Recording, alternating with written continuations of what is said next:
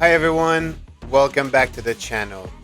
As you can see here, Stephen Hood and Studio 397 released a video detailing everything that we can expect and even more in the June 10th update coming up to Le Mans Ultimate.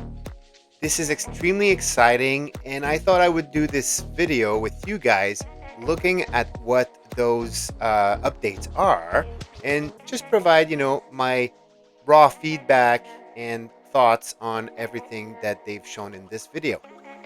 So yeah, guys, if you are as excited as I am, please make sure to just go ahead, like and subscribe, because I'll be releasing a ton of videos about Le Mans Ultimate and sim racing in general, and I would be super happy to share this experience with you guys. All right, so without further ado, let's look at what they have to propose. Number 1. Driver swaps. Finally, we'll be running our first events where you can hand over the car to another player mid-race during our live online endurance events using the new driver swap feature. You will be able to enjoy the strategy and teamwork required to share in a car's success or failure over multi-hour races. After registering for the event as part of a team, which we will cover later on in this video, you and your teammates are able to swap in the pit lane by selecting the next driver in the pit menu of the multifunction display, or MFD. Compared to our previous titles, we have made various core code changes to improve security, performance and functionality. When you join a server, the game knows which car you are participating with, enabling your teammates to configure your pit stops. This has the additional bonus of allowing any team member to resume from the pit lane in the unfortunate case of a technical issue. What's the state of this feature in the release?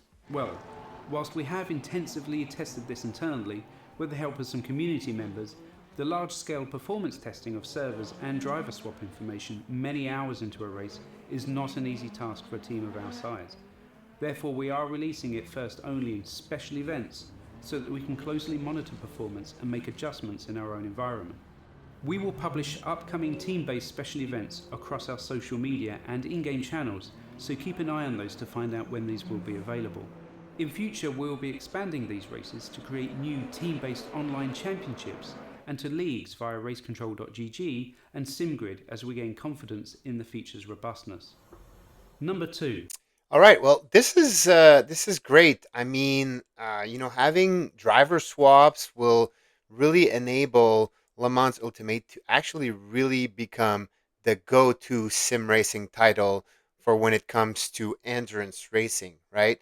So being the official game of the World Endurance Championship, it only makes sense to implement that functionality into the game and to make sure that it is the best out there. So this is great that they finally are going to implement this in the game. However, I do feel like there's a little bit of worry there for them. They feel like it still will need some testing when the masses are starting to get involved into those endurance races and having the driver swaps. So we'll have to see how it goes and how the servers remain stable and whatnot, and what the overall experience is. So very interesting stuff. We'll have to wait and see how this turns out to be when it releases. Now let's have a look at the number 2 on the Team list. management. Team Rather management. than just allowing one-off entries into races, we've created a team dynamic in Le Mans Ultimate powered by Race Control that allows you to create a team identity and invite your friends into it. You'll then be able to nominate roles for your teammates and assign them to cars or lineups. You'll find teams available in the top right of the navigation bar. From this menu you can see your invites, accept or reject them, or create your own team directly inside the game itself. When creating a team, you'll be able to upload a logo and also a background page for all your teammates to see, which will then be used elsewhere in event pages. Here's a bit more information about the roles that are available. Driver. What it says on the tin. Drivers drive the car, and that is all they do. Engineer. This role will allow a player to be on the server, see data from the car and session, whilst also being able to make pit stop changes. As you can see on the new watch screen that we are making available for team races, there's quite a lot of detail to sink your teeth into. The engineer role, if used correctly, can be an invaluable contributor to your team's success or failure. Manager. This role allows a team member to assign players to different car lineups, assign liveries and register them for races. Team owner. Has all of the aforementioned but can also change ownership. Everyone can make a team of up to 6 members with one lineup. For those players that want to have larger teams, the team owner needs to be a Race Control Pro or Pro Plus subscriber, enabling the ability to have up to 100 members and up to 10 lineups. Number 3. All right, so yeah, along with the driver swaps and endurance races comes the ability to create teams, which makes total sense, right? This is great. Having teams, the opportunity to play with friends and connect with other people, making the social element of the game even more present is amazing, right? So we'll have to see how this goes. I'm really excited about it. The different roles, the drivers, the engineer, and the managers. That's very interesting. It's a little deep, so I'm assuming when it comes to pro leagues, esports, whatever, maybe that's gonna make sense. I'm not sure where it's gonna stand when it comes to more casual player, but anyways, this is very interesting stuff. So looking forward to that as well. Now let's look at number 3.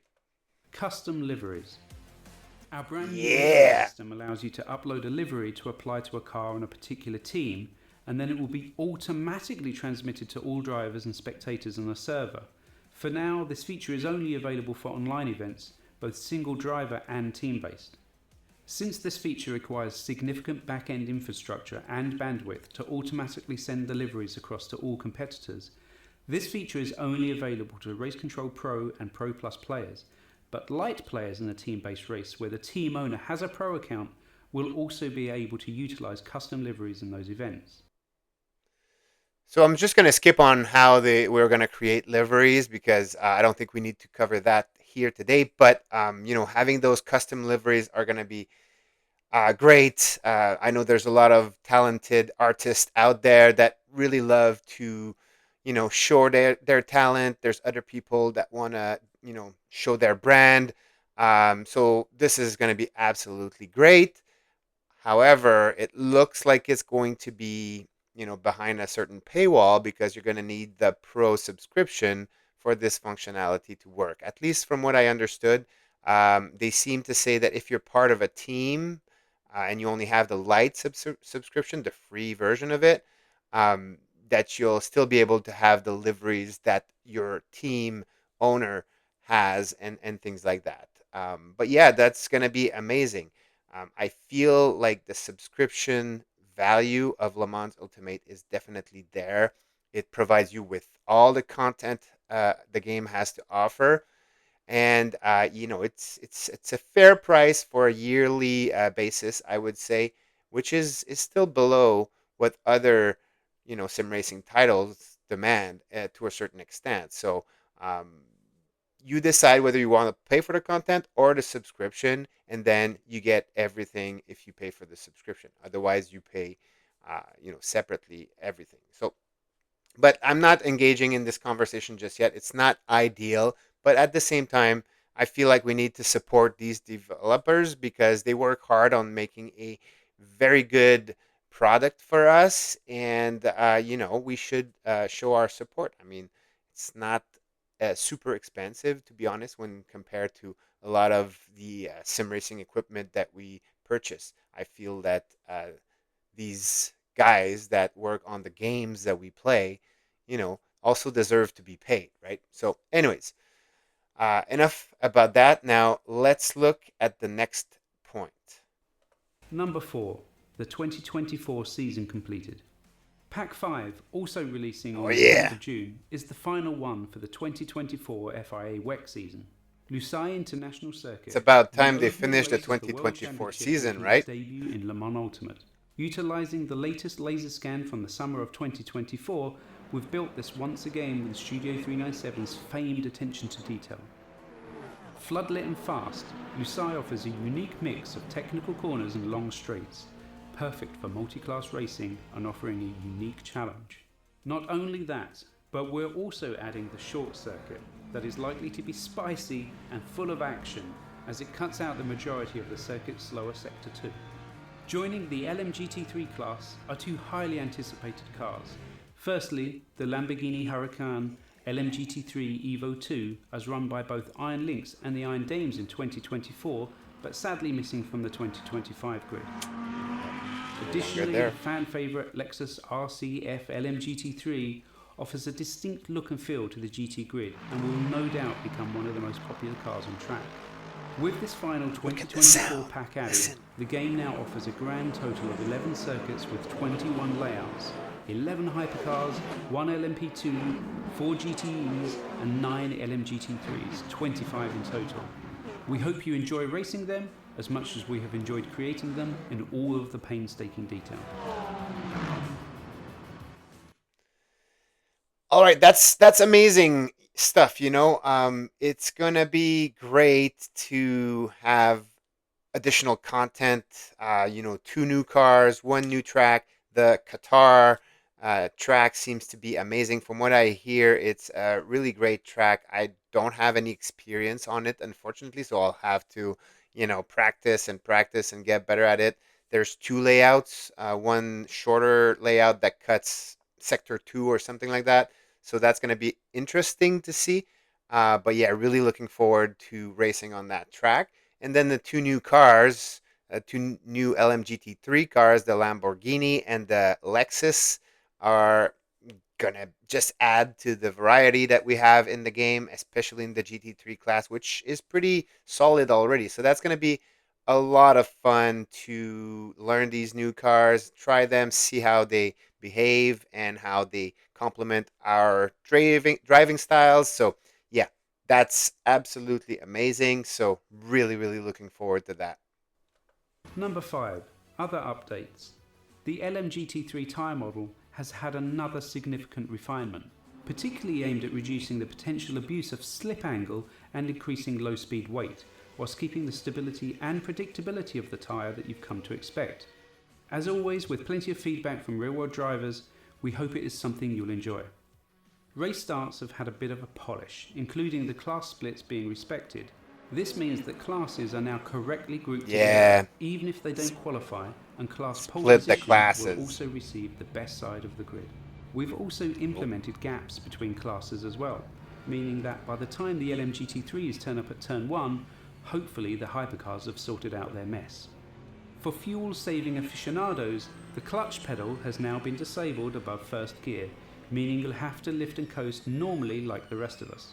Additionally, the fuel tab on the multifunction display, or MFD, has been completely revised so that you can access some interesting information about your consumption and allowing you to set lap targets to extend your stint, with warnings if your engineer doesn't think you will make it. We've also made some significant updates to the game by removing a middleware layer that would often crash but leave no actionable information for the development team. Whilst you won't see any changes here, this change should enable us in future to make more progress with this type of issue. As always, this is just a small taste of the improvements we're bringing with this update. Make sure to check out the full release notes when they are made available. What's next? Okay, so they talk about updates, patching things to the game to make our experience better. I'm really glad they talk about the starting the formation lap. I do hope that they fix the fact that we can get penalties really easily if another driver doesn't start on time and we're trying to catch up to our proper position before the green light. There's a lot of drive-through penalties being given if those kind of situation happens, and they happens way too often, in my opinion. So, yeah, hopefully they fix that as well. But it's good that they're splitting the cars, the different classes, so that they're not crashing into each other at turn 1, and the hypercars that don't qualify, they start at the end of the hypercars instead of at the end of the GT3s now. So that's definitely a plus. And they talk about the lifting situation too. People using, the clutch. They like the other types of cheesing of the slip angle of the game. So we'll have to see when those are released. But interesting stuff. It should bring some further improvements to the game. So hopefully it will be well implemented. So we'll have to see. Next. Here's where I would normally give you a preview of the next update, but this time we're going to do things a little differently. 3 days after this update is due to release, 10th of June in case you've forgotten, on the 13th of June we'll be joining the ACO press conference in Le Mans on the eve of the 24-hour race. Since that's not open to the public, we'll simultaneously release the information on our upcoming plans with a similar video to this one. We just know you're going to love it. Until then, you'll have to enjoy the soundtrack as our first little clue.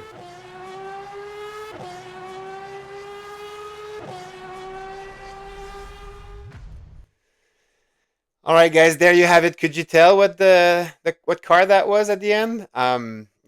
Obviously, if you guys follow, the WEC or any endurance races at the moment, you are aware that what's missing is the 2025 cars that were added to the grid, which are the Aston Martin Valkyrie, the hypercar, and the um, Mercedes AMG GT3 car.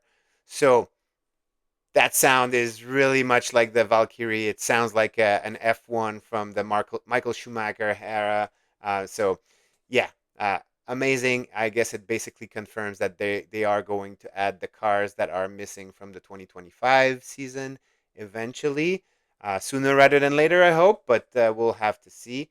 And fingers crossed for some more tracks, some of the European, the North American ones.